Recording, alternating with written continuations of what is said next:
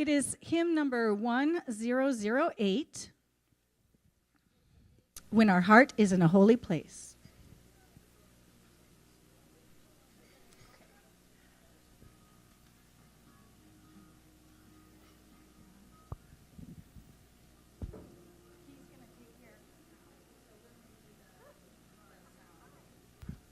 So, should I tell him? Could we have the sound up on the keyboard? That's lovely. Okay, 1, 2, 3.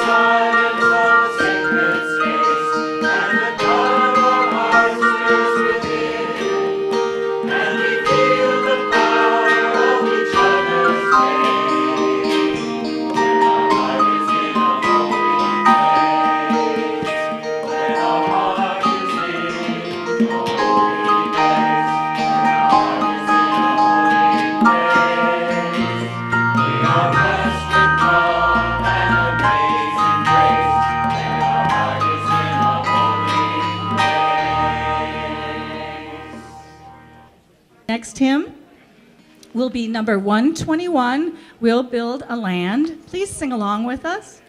We'll Build a Land, number 121.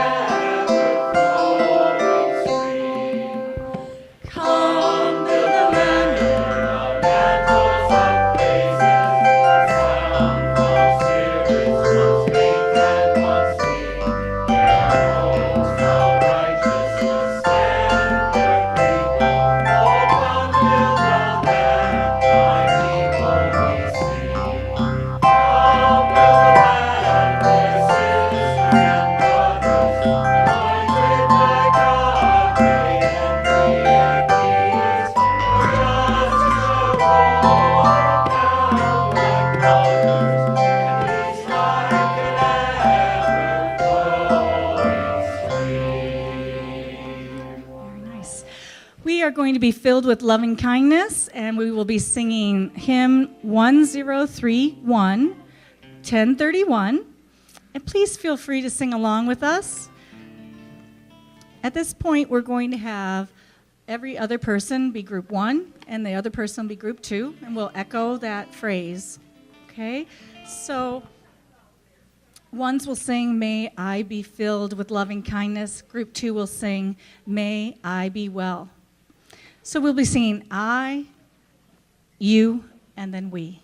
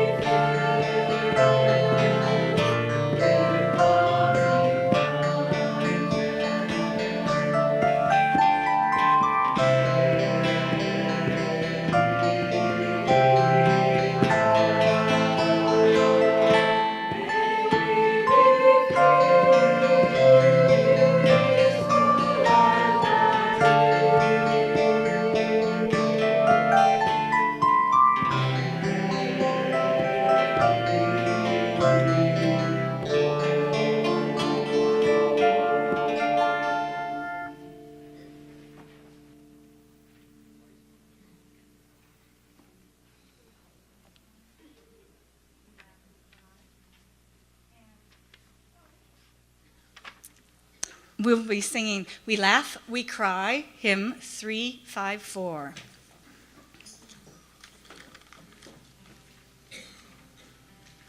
Please sing along with us.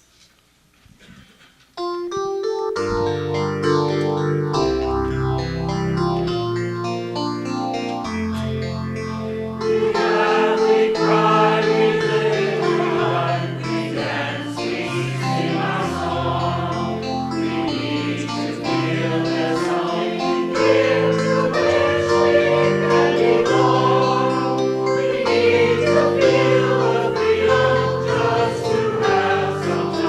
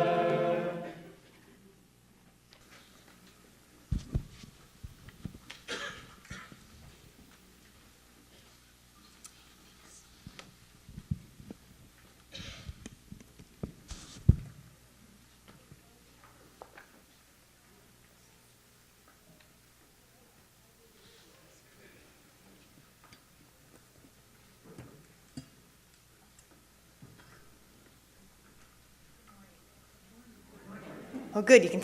Oh, good. You could hear me before. Before we enter into this sacred space, I just have a couple final announcements for you all. Thank you all for coming. The Laredo meeting today will be on the terrace, not in the Willow Room. Last I looked, which was probably an hour ago, we still had some banners. They're on the table outside the ballroom. Please make sure you take yours. And the bins for the lanyards are also on the tables outside the ballroom.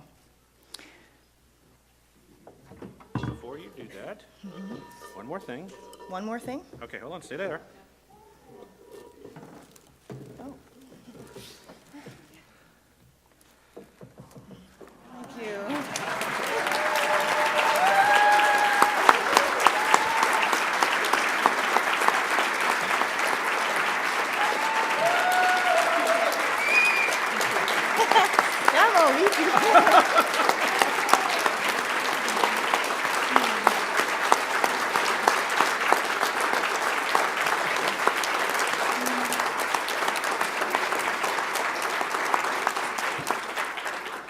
Robin, on behalf of People's Church, Unitarian Universalist, and the Prairie Star District, we would like to thank you.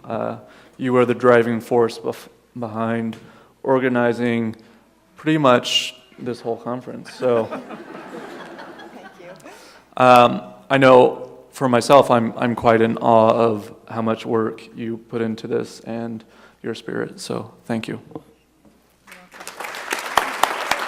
Here, hold this. I'll ring the bell. Okay.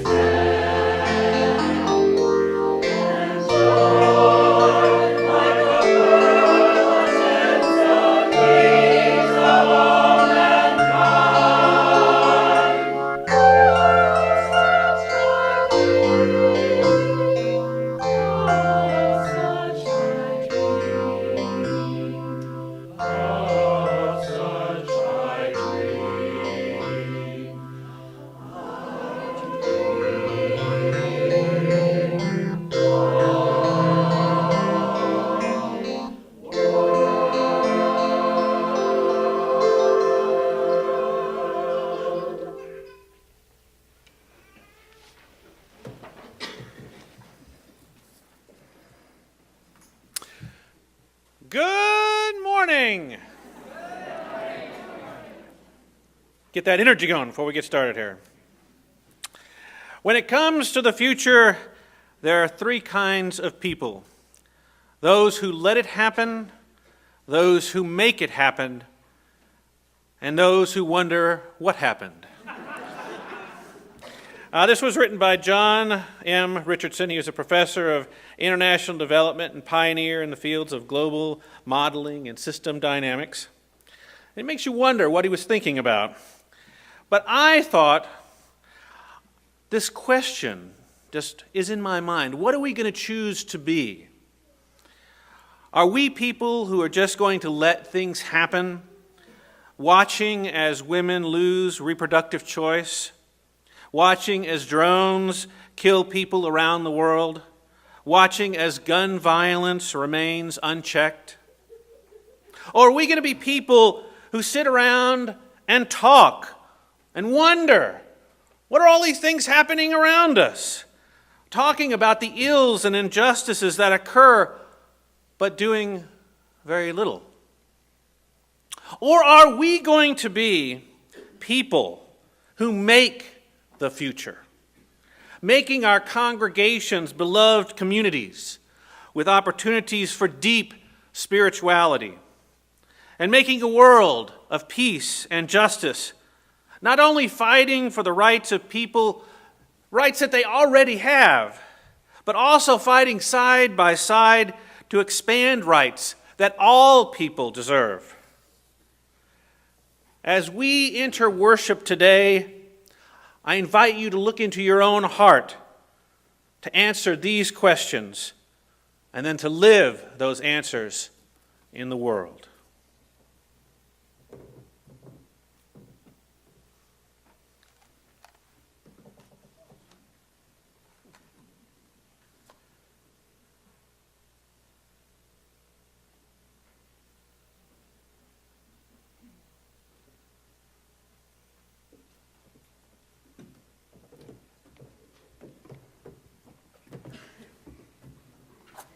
Pulitzer Prize-winning American novelist, short story writer, and designer Edith Wharton wrote, "There are two ways of spreading light: to be the candle or the mirror that reflects it.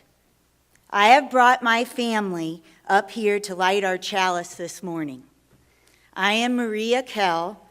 My husband happens to be on the job site this morning, but he's with us in mind and thought. This is my daughter Laura, Lena, and Lennon. My friend Kelly's helping us out this morning. Our family has faced tragedy in our lives.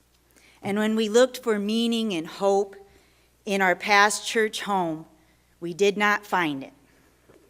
When we found People's Church and Unitarian Universalism, we were looking for a faith community to help us find meaning and purpose again, and to help our family light a candle of renewed hope inside of us.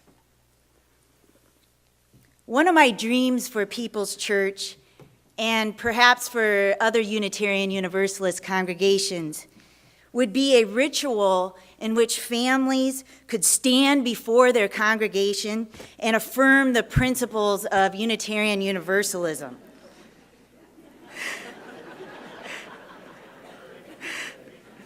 A service that we could invite our families and friends to share with us and to celebrate our new journey, our membership, and involvement with People's Church. We have found a faith home that has begun to light a candle of hope within us as we continue our search for truth and meaning. We will reflect that hope joyfully within our community, our church community, and out into the world. Please stand in body or spirit and sing "Standing on the Side of Love." The words will be projected on the screen.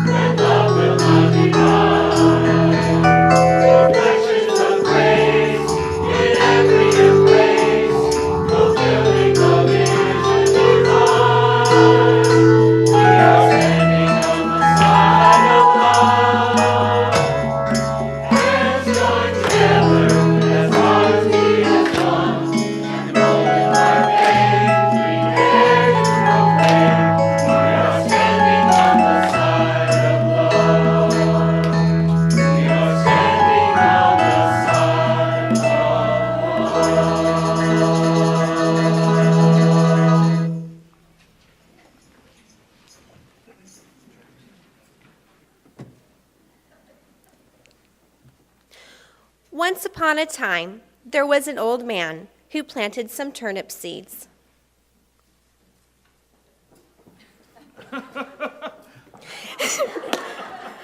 He watered them and cared for them, and soon the seeds began to grow. As the seeds grew into plants, the old man kept looking after them. He weeded and watered his turnip patch every day until his wife called him in for supper. And then something happened.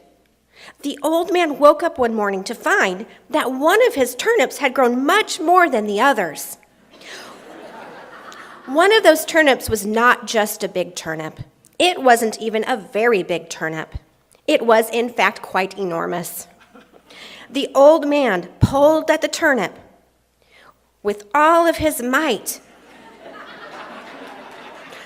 but it would not budge. So he shouted to his wife for some help.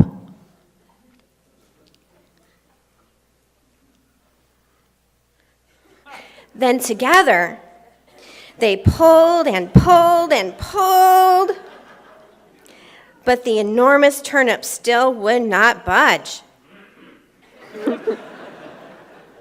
So the old man and the woman shouted to a little boy who was playing in the field.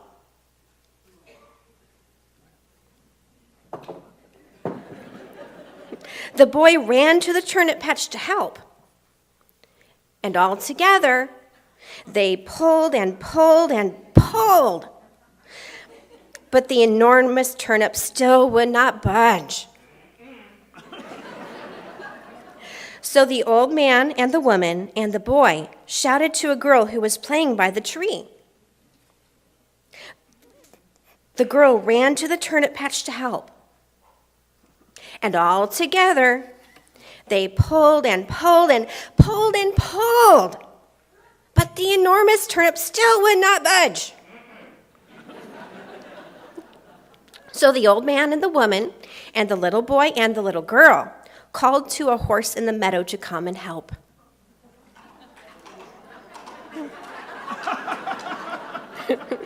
The horse ran to the turnip patch to help, and all together they pulled and pulled and pulled and pulled.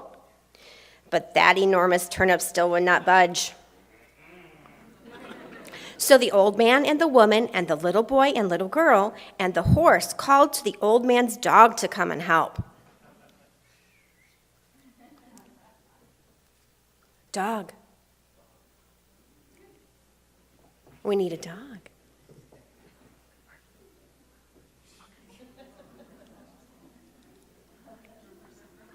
The dog ran to the turnip patch to help, and all together they pulled and pulled and pulled and pulled, but the enormous turnip still would not budge.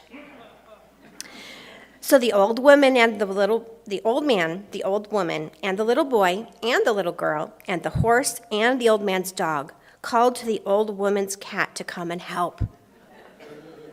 The cat ran to the turnip patch to help, and all together they pulled and pulled and pulled and pulled. But that stubborn, enormous turnip still would not budge.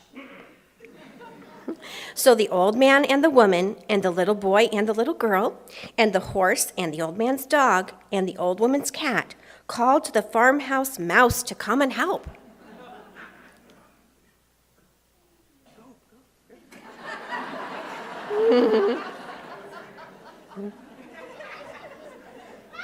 The mouse ran to the turnip patch to help, and all together they pulled and pulled and pulled and pulled, but the enormous turnip still would not budge. So the farmhouse mouse called all the other mice from near and far. All the other mice. All the other mice.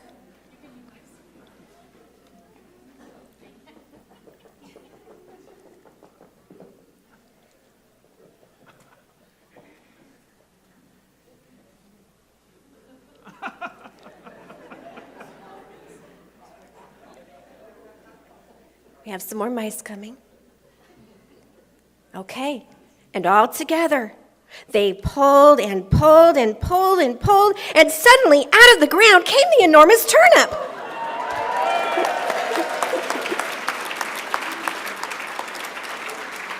The old man was very happy. He dragged the enormous turnip into the house and invited everyone in for a delicious turnip supper. It was the sweetest, juiciest, most delicious, beautiful, most remarkable, and the most unusual turnip in the world.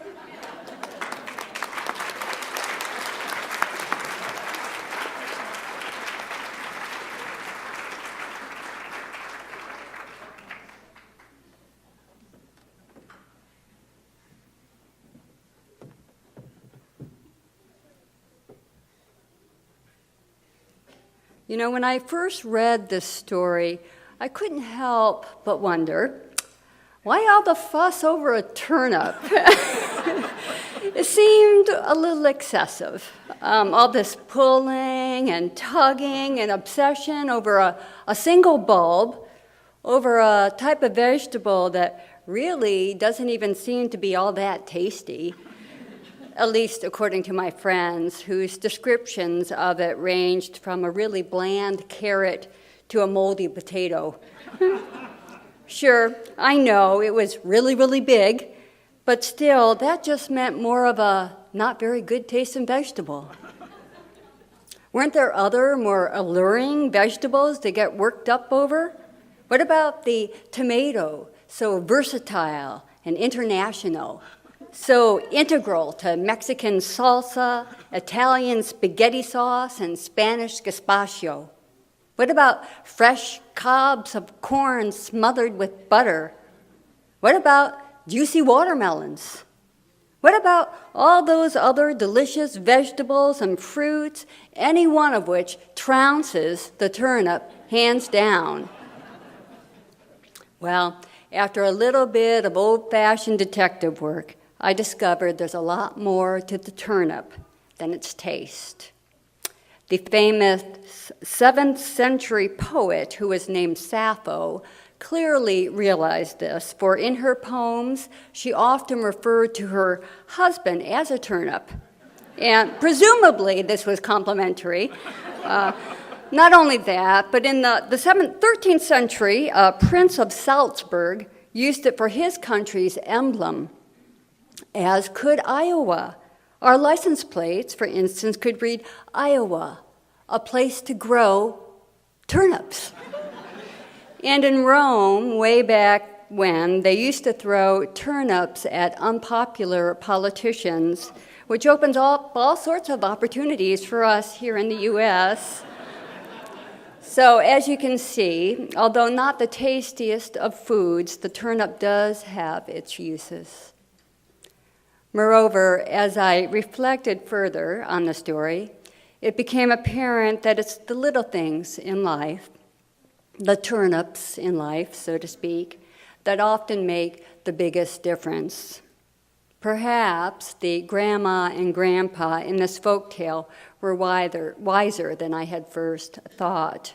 For really, when thinking about the challenges that face us all as Unitarian Universalists, as members of the human race, as residents of the earth, well, it seems that the small acts, the single acts, the acts of turnip dimension, often are not only important but crucial.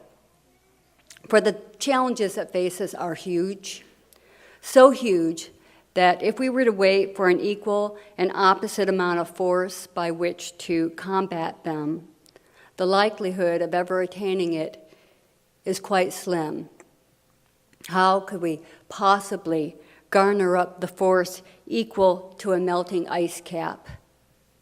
How could we possibly match the hunger of 925 million people? How could we possibly equal the force of a nuclear bomb? As perhaps the grandma and grandpa of this story realized, we can't, even if we were to utilize the collective energy of our entire district, even of our entire denomination. The end result of our efforts, sustained over several decades as they may be, extending from one church to another as they may be, will in all likelihood not be the elimination of all the nuclear bombs, but just of some. Will not be the reversal of climate change, but perhaps just the slowing of it. Will not be the end of global hunger, but perhaps just the diminishing of it. And yet, if that is the case, how worthwhile all of our efforts will have been. Returning to the story, when I got to the end and discovered how surprisingly delicious that turnip ended up being, it occurred to me that it could serve as a metaphor for Unitarian Universalism itself. As we struggle together against injustice in whatever guise it takes, immigrant families being forced apart, overcrowded prisons crammed with wasted lives, factory farms that treat living creatures with callousness. As we fight against these issues and others, as we make incremental progress toward alleviating or altering them, all this work has a side benefit of which we may be unaware. For deep in the loamy soil of our concerted effort, a stronger version of ourselves is growing. As we pull and pull upon our causes, one generation of us after another, a long line of earnest pullers sweating under the sun, we often forget that. We get distracted by rough weather, by the noise of nearby tractors, by politics, by war, by arguments. We forget that our real source of strength, which is our shared resolve, runs as deep as a taproot, feeding us and nurturing us and holding us true. Similar to turnips, which are packed with vitamin C, we Unitarian Universalists have what it takes to make the world a little bit healthier. And like turnips, which can be stored for a very long time, we have what it takes to endure. All it requires is a continued commitment to the causes that call to us, a continued commitment to a spirituality that's tempered by tolerance, and a continued commitment to each other. And then, given the regular watering that conferences like this provide, perhaps we can grow into just as singular an entity as this story's turnip, if not in actual size, then at least in impact and in integrity, which is really what matters. And now we're going to sing hymn number 1017, Building a New Way. Please stand in body or spirit and join us. The words will be up on the screen.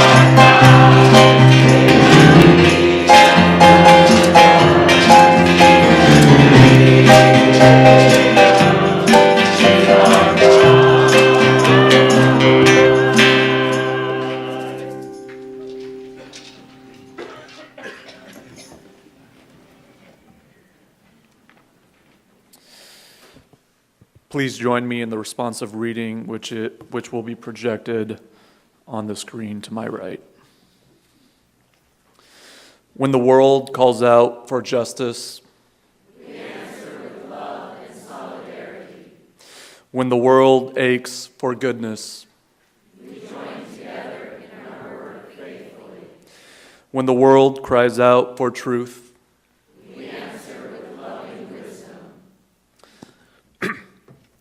when the world needs hope, We answer with grace and vision. when the world asks us who we are, we answer, We inspire the future.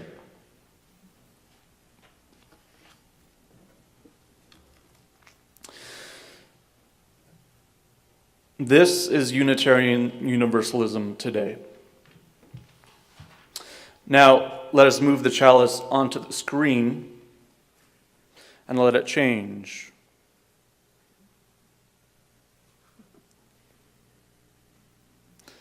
Break apart.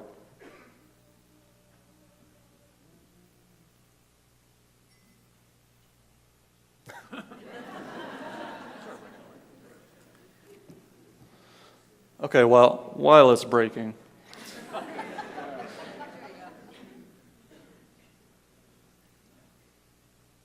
these images of a kaleidoscope breaking apart before you represent all our visions for the future. Our visions for the future of our congregations, of Unitarian Universalism, and how we affect the world outside the walls of our faith communities. I ask you to take out the piece of paper you were given when you came in.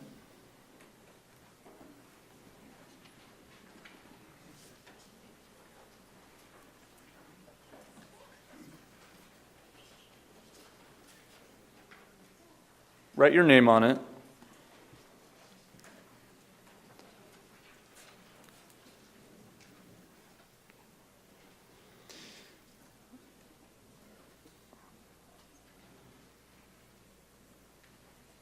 Now, whether you are 2 or 92, anywhere in between or beyond, write or draw your dreams, ideas, inspirations for the future of Unitarian Universalism.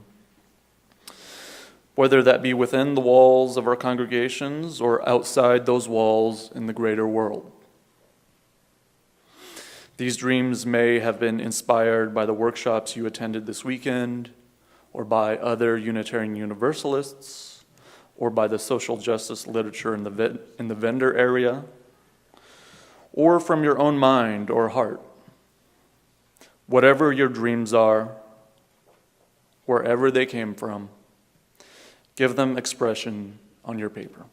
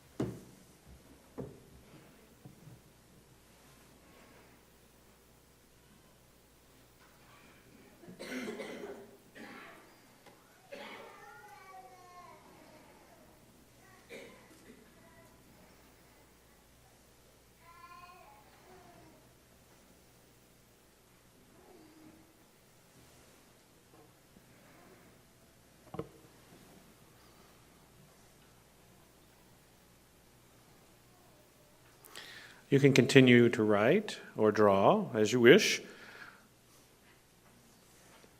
but I'm going to begin. How many of you have read H.G. Wells' The Time Machine? Okay.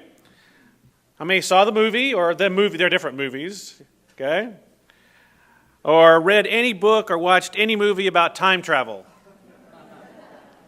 Good deal. We have some frame of reference we can start with. I remember the first time that I saw the 1960 version of The Time Machine. Rod Taylor, the actor, was sitting in the time machine. It looked like an airboat, the kind people ride through swamps in, except in place of this big fan behind you, there was this huge circular spinning thing that when you turned on the time machine would spin behind you. And instead of these, boring boat controls, you had this crystal lever that you pulled down to start the time machine. And then these little red and blue and green lights would start flashing and it would start spinning. And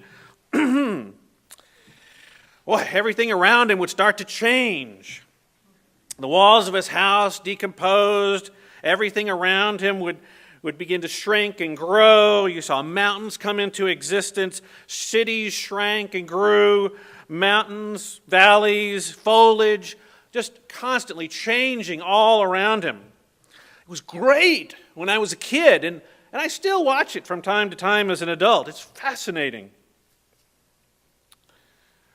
Who wouldn't want to travel through time? I'm sure some of you have fantasized about it in one way or another.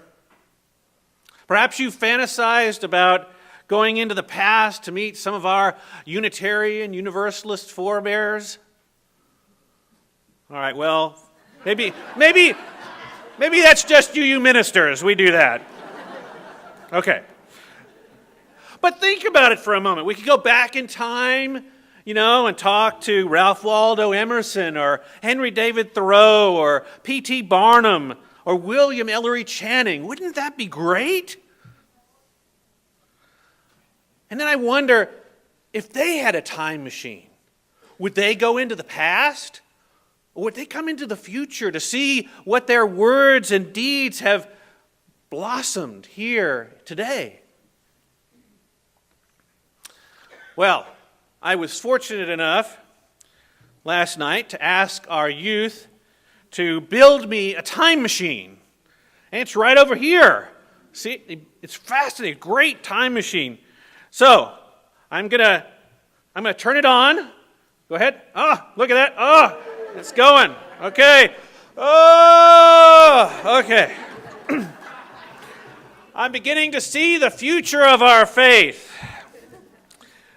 I see multi-generational worship services that impact the minds and hearts and spirits of all who participate. I see our congregations providing opportunities for enriching, spiritually deepening experiences for all who join us. I see Unitarian Universalists singing loudly and with passion without double-checking the words of the songs to see if they agree with them before they decide to sing them. I see our churches being places where people dance and clap, not applaud, to the music. Unitarian Universalists feeling worship in and through their bodies. Smells and bells, images and videos reaching all kinds of people, all kinds of learners, people who want to be touched through intellectual services of the mind, but also those who want to be touched in the heart. I see our congregations. I can see it now. They're live streaming and they have YouTube pages. Reaching out beyond the bricks and mortars of our churches to provide interspiritual sustenance centers to people who may never enter the walls of our church. I see congregations not afraid to experiment with new ways of doing worship, social justice, of engaging with people. And even when they fail, they do it with joy in their hearts. I see a world with more justice, more love, more peace in it, because Unitarian Universalists help to make it happen. Okay, I'm going to come back now. Oh, okay. Oh, that was intense. Each of you has a dream for the future of our faith. And I hope you wrote it down or drew it on your paper. I encourage you at some point after today to ride your own time machine, the time machine in your imagination, and visualize your dreams for our faith. how your congregation might be able to make your dreams come true. A couple of weeks ago, I told a children's story, and I'm going to tell you it as well today, about a king who decided how he was going to deal with two of his greedy, unproductive brothers. He had guards march them downstairs, down into the dungeon, in this big room, and he opened up the doors, and he pushed his brothers inside. And inside was food. Oh my gosh, the best food. Cakes and crumbles, buns and breads, pies and puddings, roasts and rolls, tarts and truffles, every kind of thing you could think of. And they were just drooling as they walked in. And the king said to them, "You can have all of this. This is for you. But you have to follow these rules. Rule number 1, you must only eat the food using the spoons that I give you. And rule number 2, you must only hold the spoons at the end of the handle. Break either of these rules, and you'll be thrown in the dungeon for the rest of your life." Now, I have a couple of greedy brothers that might come up and help me with this. Patrick, I believe you're back there. Oh, come up. Where are you? I need a couple of greedy brothers then. Come on forward. I need 2 people. Thank you. Very good, very good. Here you go. Okay, you can only hold that in now.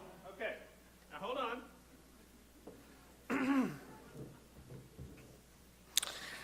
Here we are.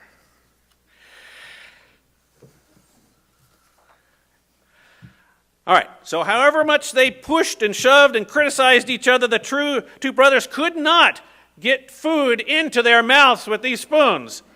It does look like a little bit of a trick, doesn't it? Days of trying. They were weak with hunger, trying to get this. They couldn't get any food. Finally, they tried. They tried, believe me.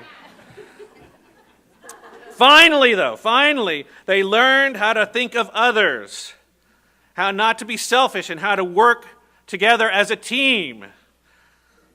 See, there you go. Only by cooperating and taking turns carefully were they able to feed each other. They had learned to think of others. Thank you all very much. Right there.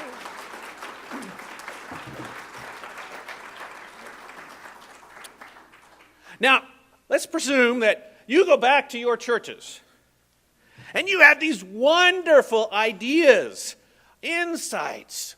Man, you could just change the church if you were the one in charge. Okay. Nobody else had any decision-making ability but you. You were the one in charge. Well, unfortunately, none of us are the only ones in charge of our churches.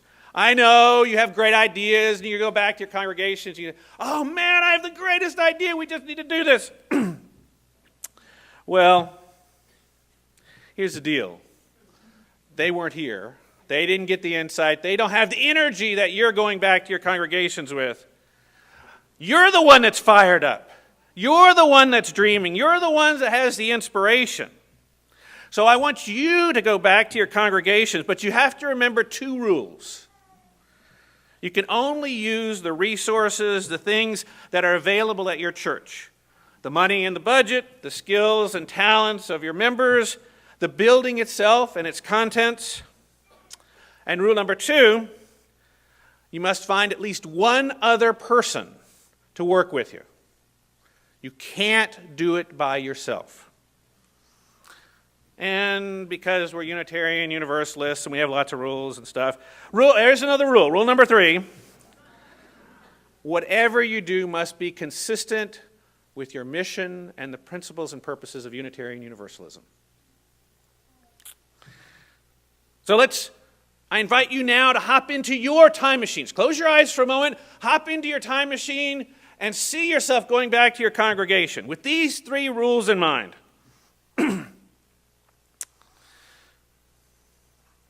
So what does it look like? How will your dreams, your inspirations fit with your mission and with your principles? Can you see it? Can you see yourself engaging with other people at your congregation, getting other people excited and involved? Can you see explaining to your members, the fellow members of your congregation, how this new idea, this new insight is consistent with the mission of the church and with our UU principles? Can you see yourself getting other people at your church excited about this dream of yours, this new idea, this new way of doing worship or social justice or bringing the UU message out beyond the walls of the church? Can you see at least one other person up there with you? Because that's you have to have that other person. And as that happens, as your dream, your inspiration begins to grow, can you see it impacting your church, our denomination? Can you see it providing real depth of experience, real spiritual sustenance? Can you see it making a difference in our world? Because you and others are working together toward a common goal. Can you see it in your mind, how that's going to happen? Okay, come on back now. Back. Come back from your time machine. Have the rest of the sermon to do. The leadership in my congregation had some of the same dreams that perhaps some of you have had this weekend. It happened after we recreated our mission statement. People's Church Unitarian Universalist is a vibrant, welcoming, spiritual community which empowers and encourages its members to develop and explore more sacred, positive, and healthy lives through reflection, community outreach, and education. Now, I know it's a little long, but we had a lot of things to say. But after spending time kind of living into that, our leadership was inspired to set aside Sundays as a day of spiritual sustenance by changing our facilities policy so that there are no committee meetings on Sundays. Think about that. And we're starting to encourage our members to stop talking about work and committees and facilities and all that stuff on Sundays. And just use Sundays as a time to get to know each other and for spiritual sustenance. Your spiritual life does matter. We can always make times for meetings, for the have-to-do things at the church, but we're better to make time to care for our soul, as we, as people of faith, profess to want to take care of on Sunday mornings. Another dream we have started working on, we're going to try to implement starting at this next congregational meeting in May and then in next fall, is a program to bring more young people into the life of the church. We have young people showing up, but we want them to feel part of the church. Most young people don't want to be on long-term committees or serve for chairmanship for 2 or 3 years or 10 or 20 as some of ours do. But they do want to do things with their fellow congregants to enhance the church community, to explore their faith, and help the larger community. So we're getting rid of committees. I have some smelling salts down here if we need it. No, okay. And we're developing project-oriented work groups with projects that are generated by the people of the church that excite people, that excite them, that make them want to get involved, and projects that are consistent with our mission.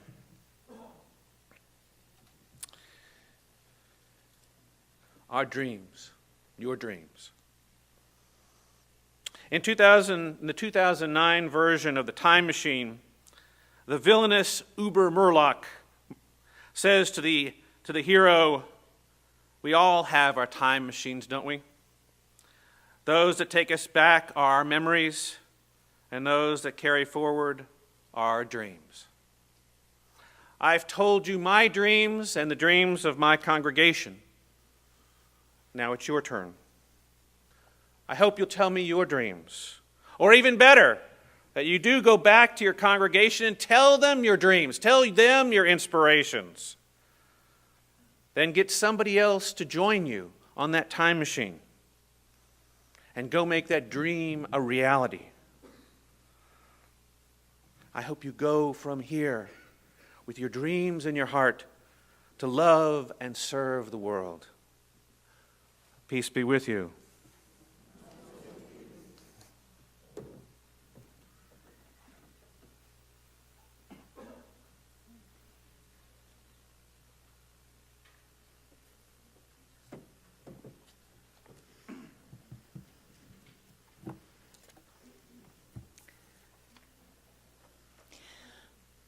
The offering taken during this worship of the annual conference will be given to help support the Unitarian Universalist College of Social Justice. Did we even know such a thing existed? Such a thing exists. It was launched in June of 2012 as a joint collaboration of the UUA, the Unitarian Universalist Association, and the Unitarian Universalist Service Committee. Its mission is to help Unitarian Universalists deepen and sustain the work of justice in their congregations and communities. The the really long name, because we like really long names, has programs specifically designed for high school students, young adults, and ministers and seminarians. The college warmly welcomes participants from other faith traditions as well as those who are unaffiliated. Checks may be made out to the UU College of Social Justice and placed in the offering basket as it comes around. Let there be an offering to sustain and strengthen this place, which is sacred to so many of us, a community of memory and hope, for we are now the keepers of the dream.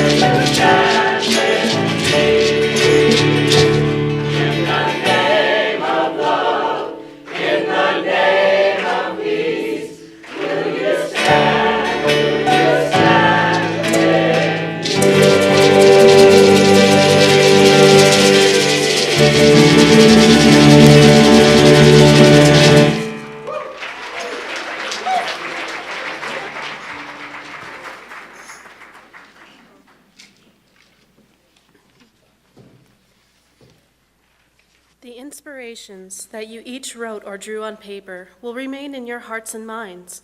But since we have gathered here to inspire each other to move toward a future that we envision, I invite you to exchange your written or drawn inspiration with someone near you in this beloved community, preferably with someone you don't know. So introduce yourself to this new person and exchange cards. Then tell them in 1 or 2 sentences your dream or inspiration, and then listen to theirs. Through this ritual, we will be extending the reach of our hearts and minds to Unitarian Universalists. They already started. Okay. That's fine. We'll give them a few minutes, then we'll announce to him, okay? Yeah, we don't have to get them started to talk, I guess.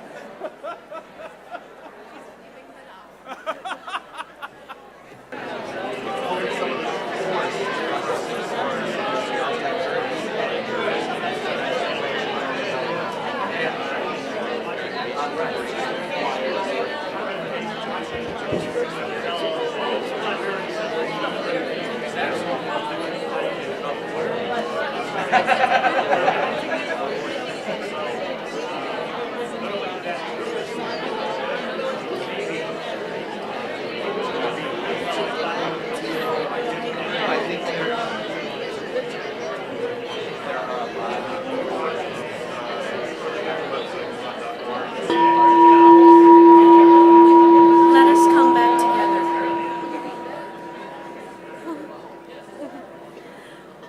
Let us come back together. To help us keep our vision for the future of our faith in mind, please stand and body our spirit, and let us join together in our final hymn, written by Christine McVie for the Fleetwood Mac. Don't stop thinking about tomorrow. The words will be projected on the screen.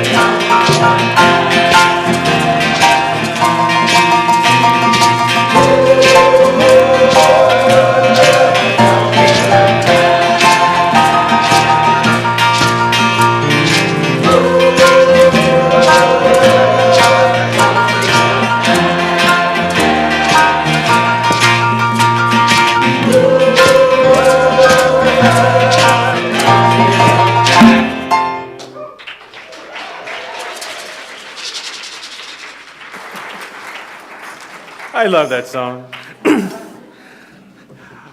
Go forth, inspired by new visions for our faith and faith communities, inspirations that grew out of the rich soil of your own heart and mind, and the hearts and minds of others. Inspirations that will sprout new insights and new accomplishments by Unitarian Universalists. Inspirations that will sprout blossoms that will go throughout our world. Go forth in peace and love, my friends, and let us hear the choir sing Fire of Commitment.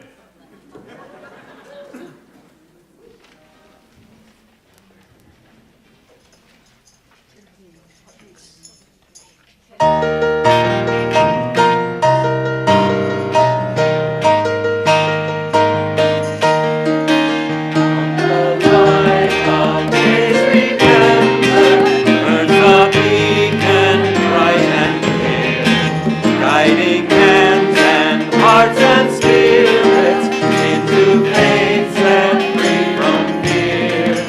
When the fire of commitment sets our mind and soul ablaze, when our hunger and our passion need to call us on our way, when we live with deep assurance that the flame that burns within, then our promise finds fulfillment and our future can begin.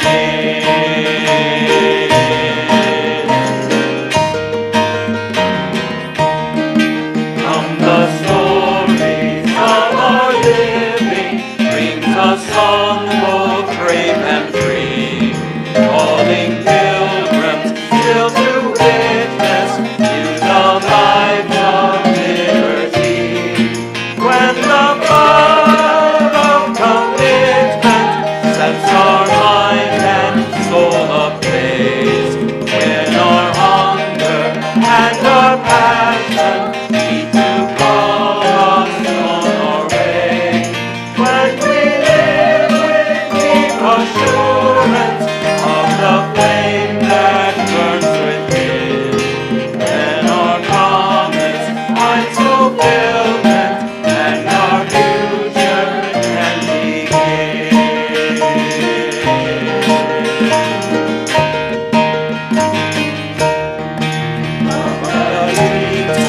Beautiful vision comes unto prophetic joy, with the answer, deeper justice, built by our courageous joy.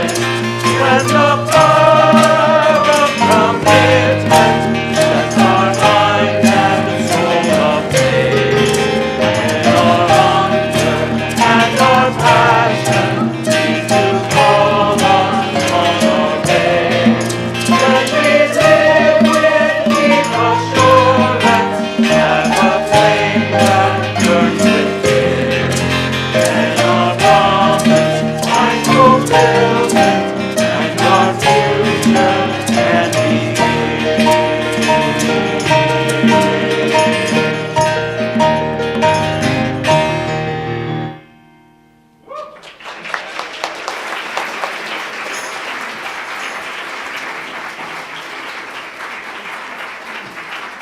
Our fire is extinguished in our chalice, but our work is not yet done. Go forth and make those dreams happen.